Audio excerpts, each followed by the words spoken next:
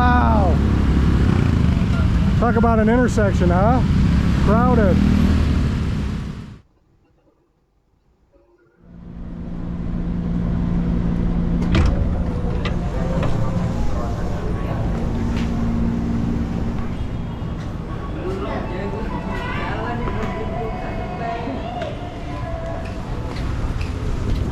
Hi.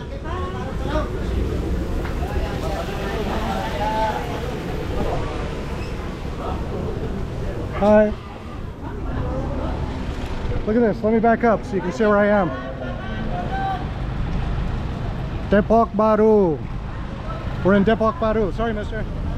Well, guys, welcome to Depok. Depok. Depok. Depok. Welcome to Depok. Halo. Halo, Mister.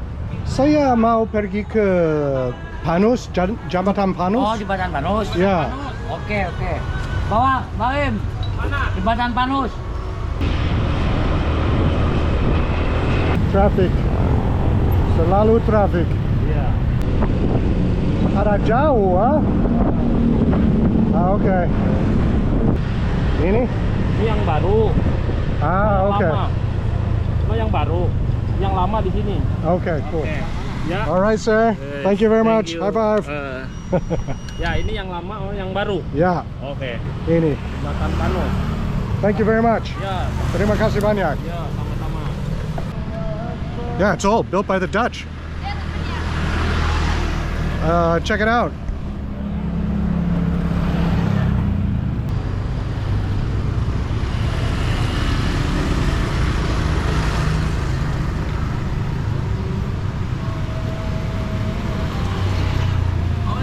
Good, how are you? Okay, thank you. Good. So this is the Chilawang River, the same river that flows from behind me all the way from Bogor and follows this down all the way to basically Kotatua, to what Batavia was. So today we're going to talk about a guy, we're going to explore a little bit about Depok, and we're going to talk about a guy, a VOC employee, who back in the 1600s, 1700s, pissed off the VOC. Depok is much bigger now, obviously, than it used to be back during the time of when this story takes place. Back then it was only about 12 square kilometers. Now it's about 200 square kilometers. But it's like a suburb. Look at this. You got all this greenery. All this greenery. Much more greenery up here than you would see in Jakarta. Hi, mister.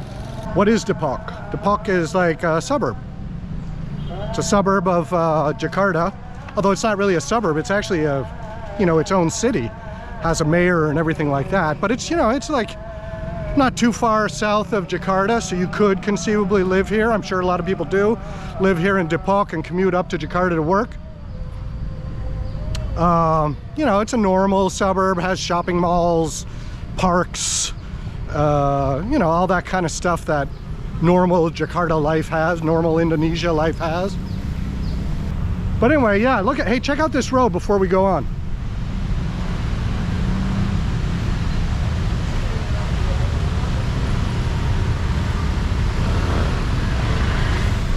Beautiful, huh? All this beautiful bamboo.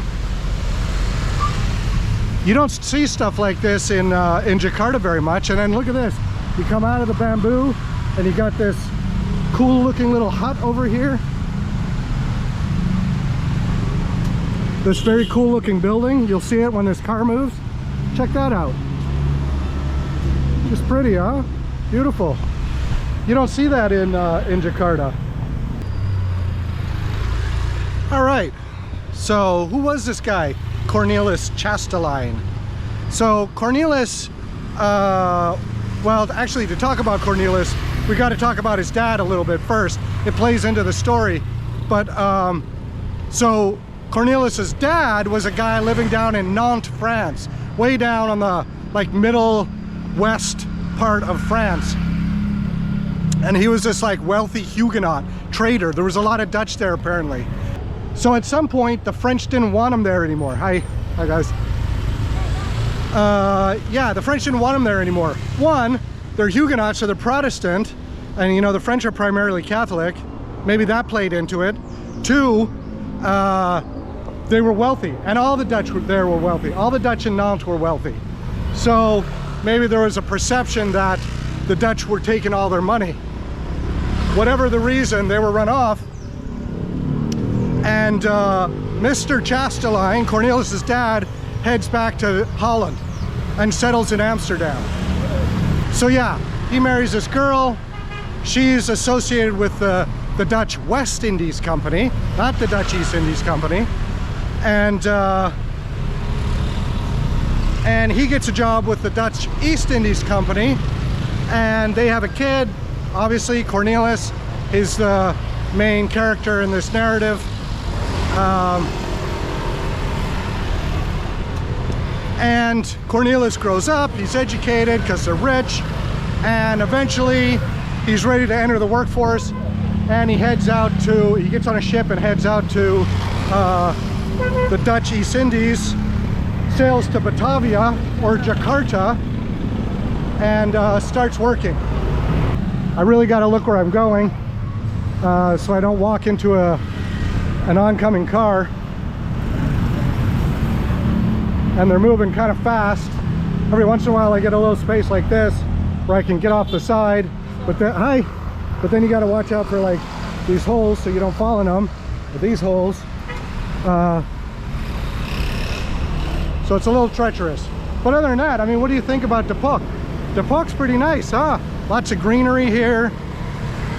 Seems a little more chill than Jakarta, a little slower maybe.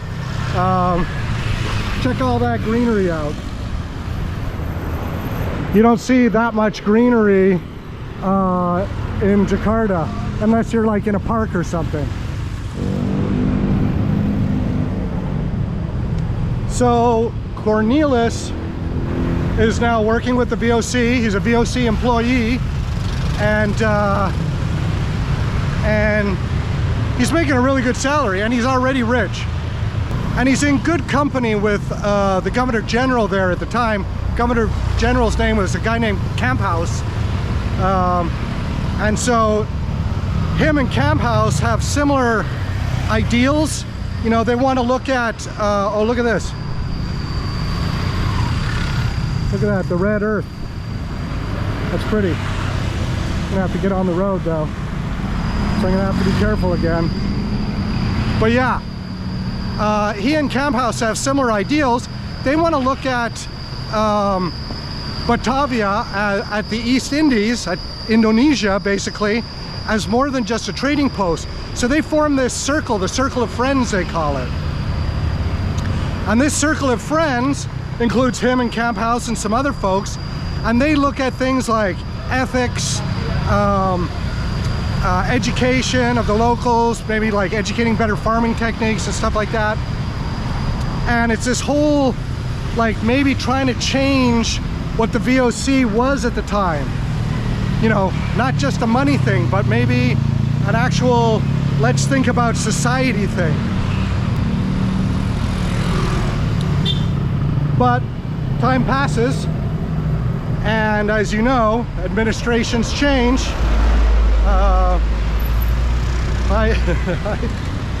Governor Generals, just like presidents, leave and are replaced by others who may not share the same ideals as the previous, and that's what happened in this case. After Camphouse was removed from office, it was replaced by a guy named Van Outhoorn, who had much more conservative ideas and was thinking more about trade and money. Hi. This guy, let's see if this guy will let me live. Made it. Hi. I like your hat. You look good, man. How are you? Me, England. And Yeah. you, Angel? Angel? Yeah. Saya Eric. Hey, where you Ya. from? Amerika. Amerika. Ya. Amerika. Kamu tinggal di sini di di sini, Hamburg. Depok? Yeah. Apakah kamu tahu orang ini di sejarah Indonesia? Oh yes, I am tahu. Cornelis Chastelein? Tahu, you can. Ya. Ya. Saya hari ini saya membuat Okay. video-video tend to dia. Okay. Come on. Yeah, you know? Oh, that's cool. He's going to come and show us something about Cornelis. How awesome. Oh, you from America. Yeah, America. What you need? What is your name? My name? Nama saya Eri. Messias. Messias? From Asia. This is the one cool thing about coming to Indonesia. People are always willing to take their time and show you stuff. It's literally the friendliest place on earth. Indonesia adalah negara paling ramah di dunia.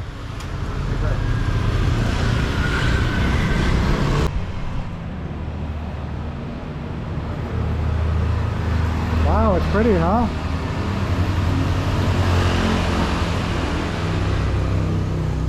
So yeah, governments do change, and eventually Camp House left office. A new guy comes in by the name of Van Outhorn, and Van Outhorn has much more conservative ideas, and it goes back to this sort of business model instead of community model, and that kind of drives Cornelis maybe away from the government, and he decides to leave.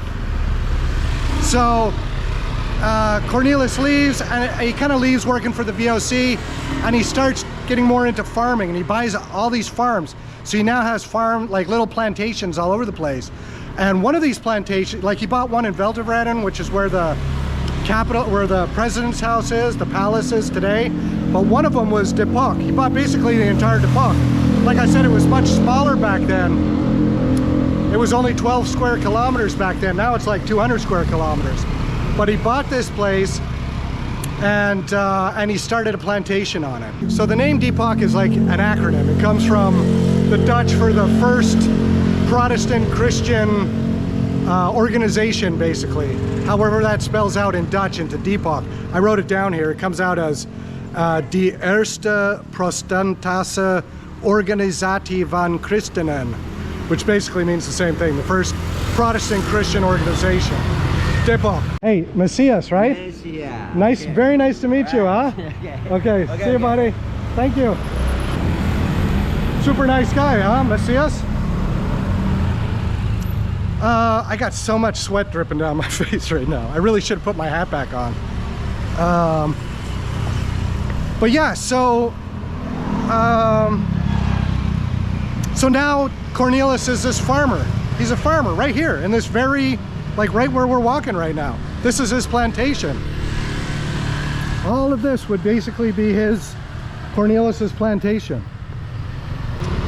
Yeah, so this is where the story gets a little tricky.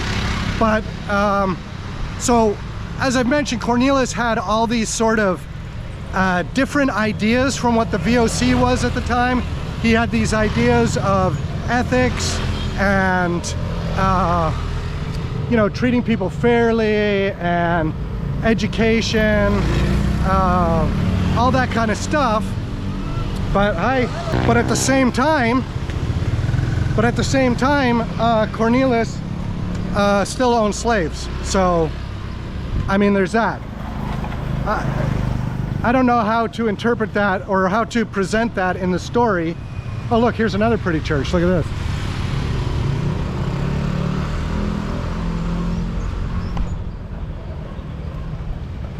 So yeah, so he had all these very sort of liberal ideas that were very liberal for the time, but at the same time he owned slaves. So interpret that as you will. Now remember, this is back in, oh, that guy came close. Almost lost a limb there, I think. But anyway, yeah, I mean, we're talking about 1600s, 1700s, Indonesia, Batavia, slavery existed. And Cornelis, unfortunately, was no exception. He owned slaves. And when he bought this plantation here in Depok, one of the things he started doing was bringing in slaves from all over. He brought in 150 slaves were working on this plantation. And slaves came from as far away as Sulawesi, Kalimantan, or what we call Borneo today. They came from Bali and all over. They didn't come from Java because there was an agreement earlier with the Mataram Kingdom. But he brought in slaves from all over. So you had all these slaves from all these different backgrounds all these different cultures, all working on this plantation in Depok. Check this little store out. Get all kinds of rice here. You get your eggs. Man, look at all that rice. Yeah, banyak nasi, huh? Yeah. You got a lot. Oh man. I think I've probably lost easily a gallon. Hi. I think I've easily lost a gallon of fluid walking so far. I really should put my hat back on. In fact, let me find a place to go do that. Saya Soles. Sores? Soles. Saya Eric. Ya. Ya, senang bertemu. Okay, see you. Yeah. All right, we're back. Hi, mister. Halo, Master. How are you? How are you? What do you got here? Soto? Somai. Oh, somai. Somai, Master. Oh, wow, cool. Cool. How are you? Apa kabar? Toro Subiru. My name. Saya nama Eric. Eric. Ya, kamu? Toro Sudiru. Sudiru? Toro Sudiro. Wow, that's right. Soro Sudiro. Diro. Wow, nice to meet you. Senang bertemu. Yeah. All right, see you. Yeah. Hi. Yeah. Hi, lady. Yeah. Hi. Bye. Bye bye. All right, we're on the road. Hi. We're back on the road. Got my hat on.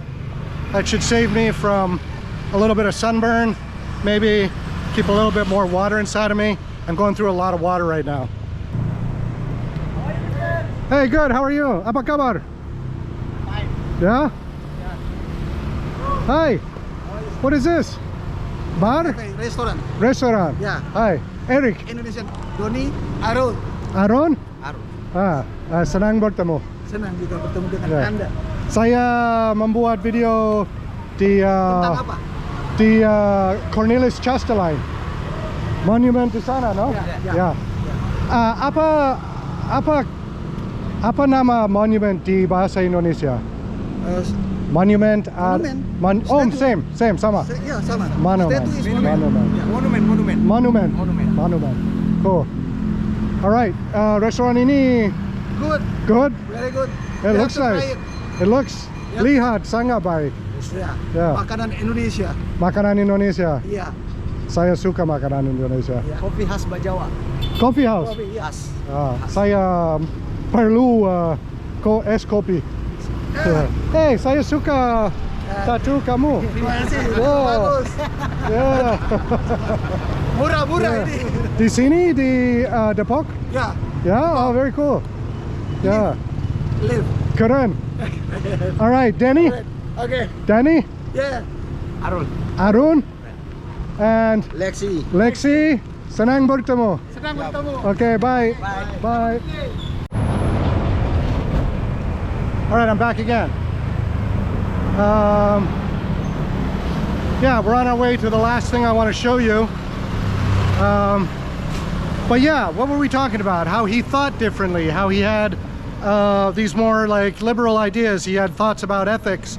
He had thoughts about educating the local workforce, teaching them new methods, all that kind of stuff. Oh, look at this, Cornelis. It's the Cornelis Coffee House. Man, if you're in Depok and there's a coffee house called Cornelis, don't you think you have to get a coffee there? Oh. Event? Manika? Party. Yeah, okay, party. Okay, cool. Thank you. Hi, ladies. Sorry. Thank you. Sorry. Thank you, sir. Bye. Yes, welcome. Well, I guess we can't get a cup of coffee. There's some sort of party. Berpesta. Berpesta. I just remembered the word. But it looked like maybe a wedding or reception or something. So, oh man, I should have gone in and crashed for the free food, right? Dang it. Totally blew that. But anyway, yeah, where were we? I think this is the third or fourth time I've gotten distracted on this. But yeah, he's high. He's got all these outside the box ideas. And I was kind of wondering, I've been wondering to myself as I've been thinking about this story, like, Where did he get all these sort of outside the box ideas? How did that happen to a super rich Dutch guy, employee of the VOC? It just seems different from what was the norm of a super rich Dutch guy working for the VOC in the 1600s and 1700s. And I don't know, if you know, let me know. Humble guess on this is that maybe when he was a kid growing up, maybe listening to his father's stories about how he was treated in France, you know, treated differently because he was different. He was Dutch, not French. He was Protestant, not Catholic. He was rich, not poor. But you know what I mean? Maybe listening to all these stories of his own family being treated poorly, maybe that planted something in Cornelis's mind, and he started having these thoughts about ethics and freedoms and democracy and stuff like that. Maybe those seeds were planted at an early age, and he carried them through his life. So it appears that I walked right past it without noticing the thing I was going to show you. So we're backtracking now. So yeah, eventually on 28 June 1714, Cornelis dies. So check this out. It's all locked up. I don't see a way in. But that is the Harapan Depok Hospital, Rumah Sakit, sick house. So that's it right there, the orange roof building. And that monument is a monument to, Cornelis Chastelein. That's it right there. That's it, Cornelis Chastelein monument.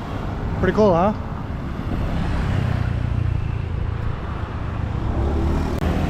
All right, so you can imagine when a rich person dies, and especially a super rich person of the VOC, when he dies, that there's the will is read out probably in a locked room with all kinds of priests and lawyers and administrators and family members and everybody who has a chance to inherit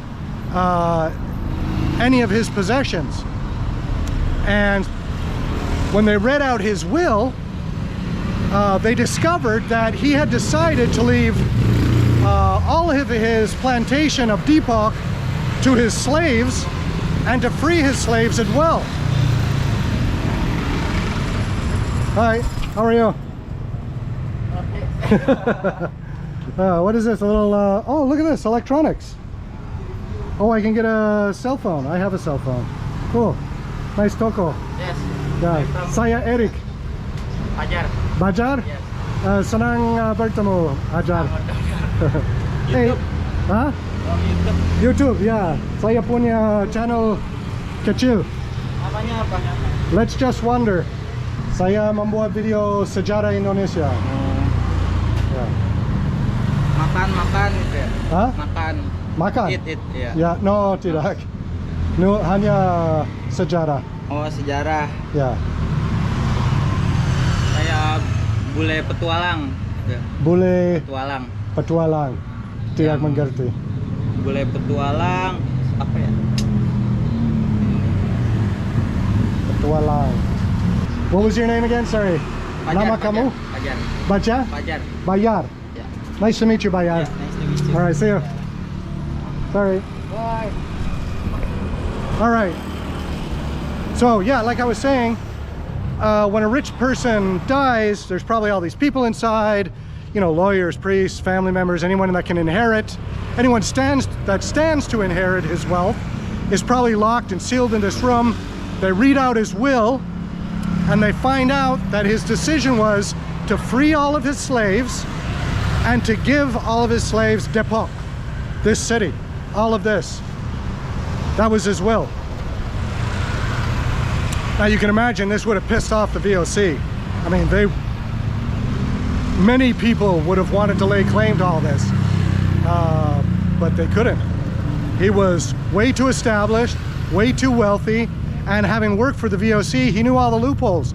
There was no way the VOC was going to be able to fight this. So his will became reality.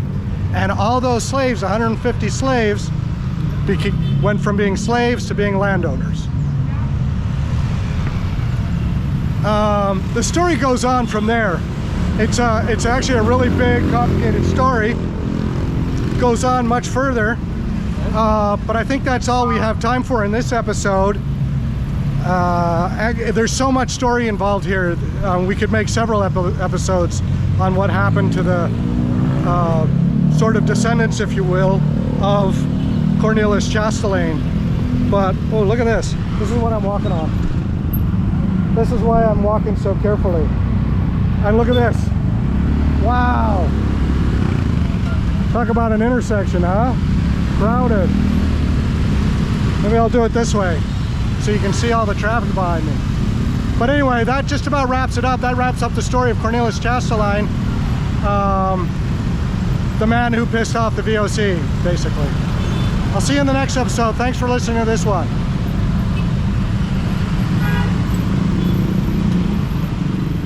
Are you guys trying to cross here? Yeah.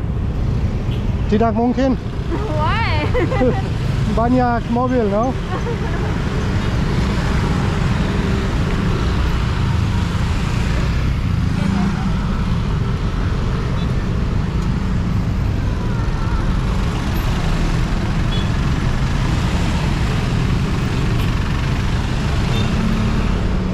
Now we got to cross the other side.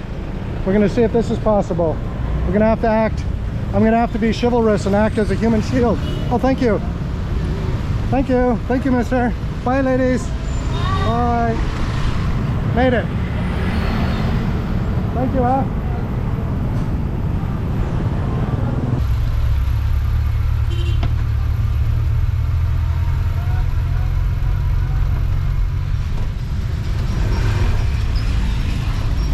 Angkots are always hot, nice and hot in an angkot. It's like taking sauna. So if you're Finnish, if you're from Finland, you should definitely come to Indonesia and just ride around in angkots all day. It's like going to sauna.